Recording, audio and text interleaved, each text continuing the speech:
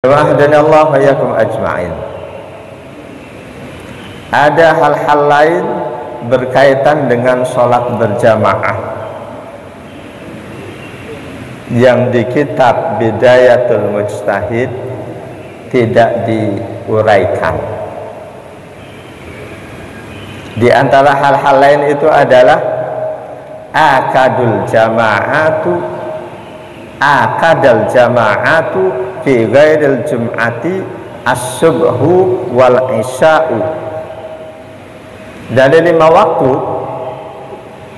jamaah yang paling dianjurkan banget subuh dan isya. Derajat kesunahannya jamaah subuh dan isya di atas 3 waktu sholat lainnya. Jadi andaikan ada banyak masjid subuh isya-nya semarak, maghrib, duhur, asarnya nggak terlalu, itu nggak menyalahi hadis Nabi. Jadi jamaah subuh dan isya itu levelnya paling tinggi dibanding 3 waktu yang lainnya, kecuali dibanding sholat Jumu'ah.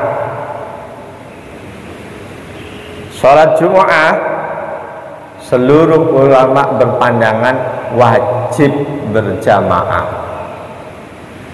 Sedangkan sholat 5 waktu ada yang berpandangan wajib, mayoritas berpandangan sunnah muakkadah, ada yang berpandangan fardu kifayah, yang berpandangan fardu ain ada sedikit. Untuk sholat Jumu'ah seluruh ulama sepakat wajib berjamaah. Jadi dari 5 waktu yang paling banget dianjurkan berjamaah subuh dan isya. Hadisnya Bukhari, Muslim dan lain-lain. Hadis pertama an Abi Hurairah radhiyallahu an anna Rasulullah sallallahu alaihi wasallam qala, bahwa Rasul sallallahu alaihi wasallam bersabda, "Lau ya'lamun nasu ma fin nida'i was saffil awwali summa lam yajidu illa ayyastahimu alaihi lastahamu walau ya'lamuna ma fit tahjiri lastabaku ilaihi walau ya'lamuna ma fil atamati was subhi la atauhuma walau habwan." Hadis riwayat Imam Malik, Imam Ahmad, Bukhari 615, Muslim 1009 dan Imam An-Nasa'i. Dari sahabat Abu Hurairah radhiyallahu an, sesungguhnya Rasulullah sallallahu alaihi wasallam bersabda, andaikan manusia tahu keistimewaan yang ada di azan dan saf yang awal, andaikan manusia tahu keistimewaan yang ada di dalam adzan dan saf awal, lalu mereka tidak bisa mendapatkan itu kecuali dengan mengundi, diundi siapa yang jadi muadzin, diundi siapa yang jadi pengisi saf awal, mereka nggak bisa mendapatkan kecuali dengan cara itu, lastahamu, pasti mereka akan ngadain undian demi bisa adzan, demi bisa ngisi saf yang awal. Walau ya'lamuna ma fit tahjir, dan andaikan manusia tahu apa keistimewaan yang ada di aktivitas buru-buru berangkat ke masjid, at-tahjir, andaikan manusia tahu keistimewaan yang ada di balik buru-buru mendatangi masjid, buru-buru berangkat ke masjid, bukan melambat-lambat, lastabaku ilai, pasti mereka akan buru-buruan berangkat ke masjid.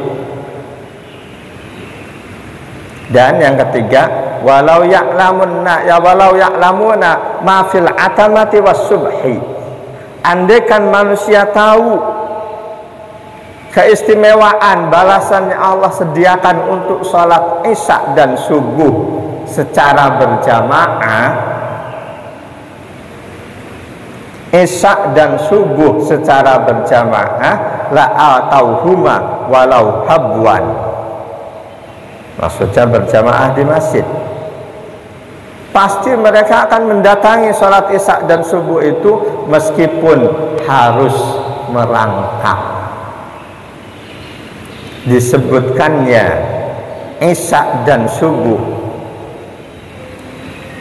dengan meninggalkan duhur, asar, maghrib, itu mengisyaratkan bahwa berjamaah di masjid, di lokasi sholat berjamaah untuk sholat isya dan subuh punya keistimewaan tersendiri yang tidak dimiliki sholat wajib yang lainnya.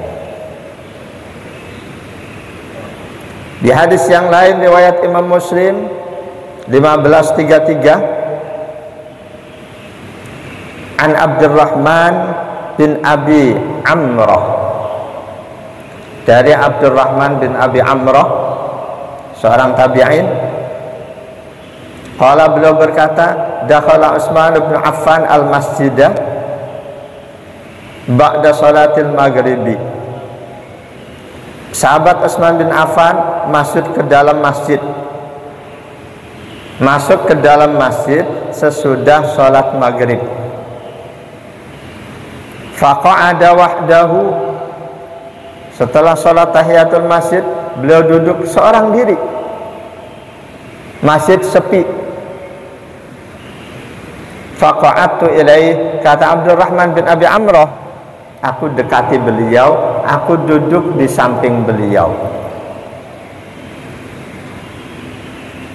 Faqala, melihat ada teman duduk di sampingnya, Utsman bin Affan radhiyallahu anhu pun berkata, ya ibna akhi, wahai anak saudaraku. Abdurrahman bin Abi Amrah ini keponakan Utsman bin Affan. Paman menasihati keponakan.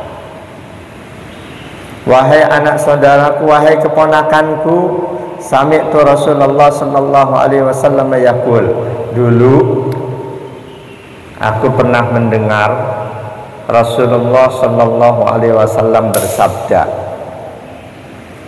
man shallal isya'a fi jama'atin, siapa saja yang sholat isya secara berjamaah, faka'annama qoma nisfal lail, maka balasan pahalanya seolah-olah dia mengerjakan qiyamul lail separuh malam. Isya berjamaah. Wa man shallas subha fi jama'atin, dan siapa saja yang sholat subuh secara berjamaah di masjid,